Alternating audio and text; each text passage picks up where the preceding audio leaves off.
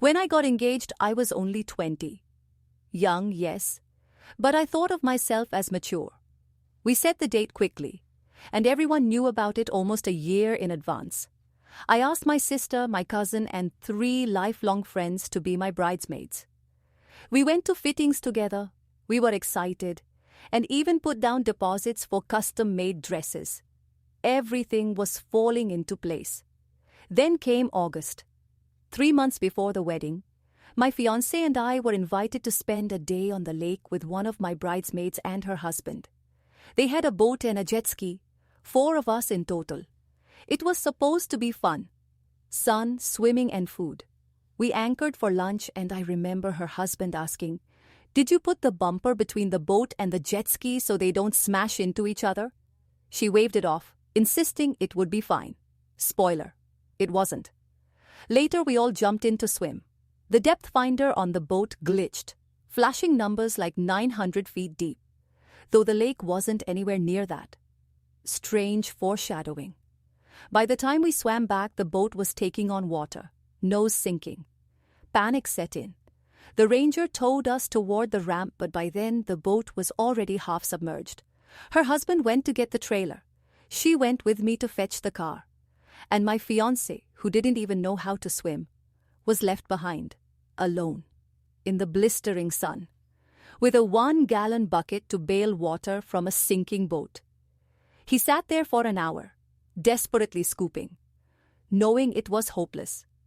Finally, we returned. He was red from the sun, exhausted, terrified. But somehow, once the trailer arrived, the boat was pulled out.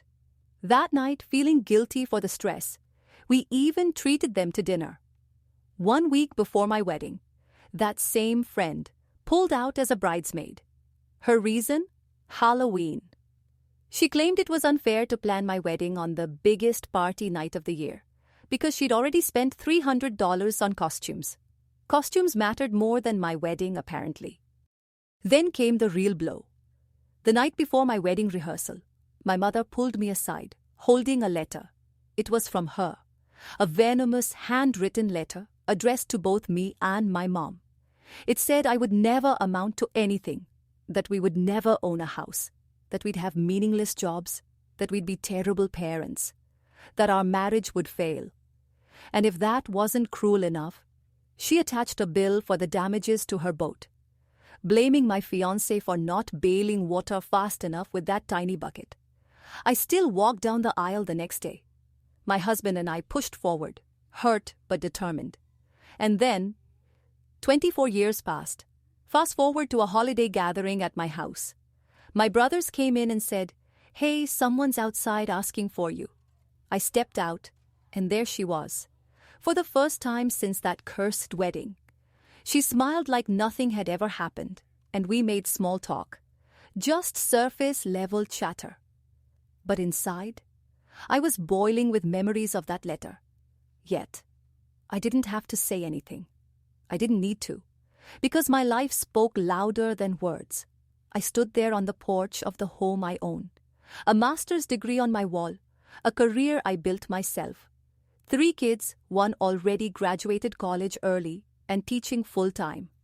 My ex-husband and I, despite divorcing after 18 years, still co-parent, still share holidays, still laugh together. And her? She divorced shortly after my wedding. She never earned a degree, never built a career.